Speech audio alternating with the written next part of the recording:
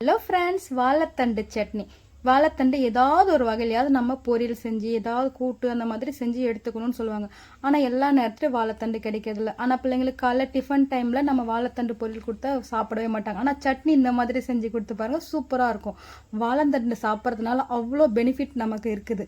ஆனால் சட்னி செஞ்சு சாப்பிட்டோன்னா வேறு லெவலில் இருக்கும். அது எப்படி செய்யலான்னு பார்க்கலாம் வாங்க, வீடியோக்குள்ளே போகலாம்.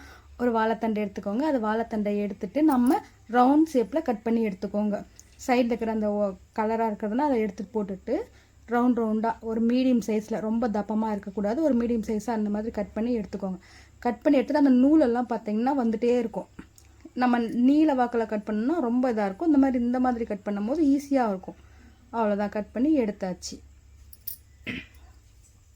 இந்த நூலெல்லாம் பிச்சு போட்டுடலாம். போட்டுட்டு இப்போ நம்ம பீஸாக இந்த மாதிரி கட் பண்ணிக்கோங்க. எல்லா வாழைத்தண்டையும் நம்ம இவ்வளோ வாழைத்தண்டு போட்டாலுமே அது டேஸ்ட் சூப்பராக இருக்கும். வாழைத்தண்டோட அந்த கசிறு தன்மை எதுவுமே இருக்காது. இந்த மாதிரி எல்லாத்தையும் நம்ம கட் பண்ணி எடுத்துக்கலாம். கட் பண்ணி எடுத்துட்டு ஒரு பவுலில் தண்ணி நிறைய ஊற்றிட்டு அதில் போட்டுக்கலாம். போட்டுட்டு நம்ம விஸ்க் இருக்கு இல்லைங்களா, அதை வச்சுட்டு நீங்கள் சுற்றுனீங்கன்னா அந்த நூலெல்லாம் நாராக இருக்கிறதெல்லாம் வந்துடும். இந்தளவுக்கு ஒரு 2-3 டைம் ஊற்றிட்டு நீங்கள் இந்த மாதிரி கிளறினீங்கன்னா வந்துடும். பார்த்தீங்களா, வந்துடுச்சு எல்லா நேரம். இப்போ ஒரு வடிகட்டியில் ஊற்றி நம்ம எடுத்து வச்சுக்கலாம் வாழைத்தண்டை. இப்போ வடிகட்டியில் எடுத்து வச்சாச்சு. இப்போ ஒரு வானல் வச்சுக்கோங்க.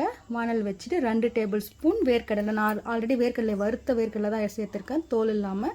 வேர்க்கடலை 2 டேபிள் ஸ்பூன், தனியா 1 டேபிள் ஸ்பூன், 1 டேபிள் ஸ்பூன் பொட்டுக்கடலை. இதை மட்டும் தனியாக ரோஸ்ட் பண்ணிக்கோங்க. நல்லா வாசனை அளவுக்கு ரோஸ்ட் பண்ணிவிட்டு இதை நம்ம ஒரு பிளேட்டுக்கு மாற்றி வச்சிடலாம். இப்போ அதே வானல் வச்சுக்கோங்க.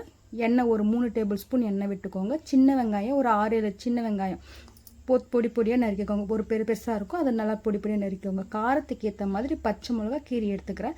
2 பல் பூண்டு போட்டு இந்த மாதிரி நல்லா ரோஸ்ட் பண்ணிக்கோங்க. இந்தளவுக்கு நல்லா ரோஸ்ட் பண்ணிவிட்டு இப்போ நம்ம எடுத்து வச்சுருக்கோம் இல்லைங்களா வாழைத்தண்டு, அதை இதில் போட்டுடலாம். போட்டுட்டு நல்லா கலந்து விட்டுடுங்க. எந்த அளவுக்கு ரோஸ்ட் ஆகணும்னா நம்ம வாழைத்தண்டு பச்சை வாசனை போகிற அளவுக்கு நல்லா, நம்ம தண்ணி ஊற்றி வேக வைக்க போகிறோம். இந்த சட்னிக்கு எண்ணெயிலே நம்ம வதக்கி இது பண்ண போகிறோம். ஒரே ஒரு குட்டி நெல்லிக்காய் சைஸ் புளி போட்டுக்கோங்க. போட்டுட்டு இந்த மாதிரி நல்லா ரோஸ்ட் பண்ணிகிட்டே இருங்க. ஹை ஃப்ளேமில் வச்சுட்டு கை விடாமல் நல்லா எண்ணெயிலே வதக்கிட்டே இருங்க.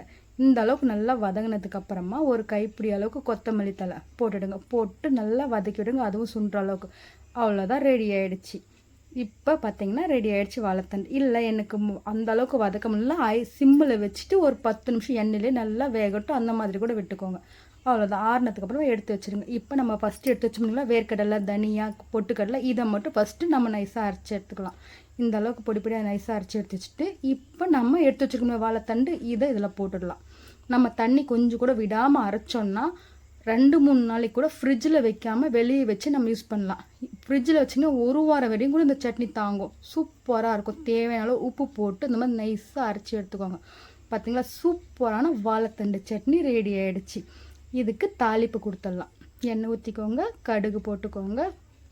கடுகு நல்லா பொரிஞ்சதுக்கு அப்புறமா சீரகம் கொஞ்சமாக போட்டுக்கோங்க. கருவேப்பிலை, பெருங்காயத்தூள் போட்டுடுங்க. அதில் கொஞ்சமாக பெருங்காயத்தூள் போட்டு வரமிளகா, குடமிளகா இருந்தாலும் சரி, வரமிளகா எது இருந்தாலும் சரி, அதை ஊற்றிட்டு இப்போ நம்ம சட்னியில் ஊற்றிடலாம். அவ்வளோதான், வாழைத்தண்டு சட்னி ரெடி. செம்ம டேஸ்டியான வாழைத்தண்டு சட்னி. இந்த மாதிரி செஞ்சு பார்த்துட்டு எப்படி இருந்தது கமெண்ட் பாக்ஸில் போடுங்க. வீடியோ பிடிச்சிருந்தா லைக் பண்ணுங்கள், ஷேர் பண்ணுங்கள், சப்ஸ்கிரைப் பண்ண மறக்காதீங்க. அப்போ தான் நான் போடுற வீடியோ, அடுத்தடுத்த வீடியோ உங்களுக்கு நோட்டிஃபிகேஷனாக வந்துகிட்டே இருக்கும். அடுத்த வீடியோவில் பார்க்கலாம். Bye friends.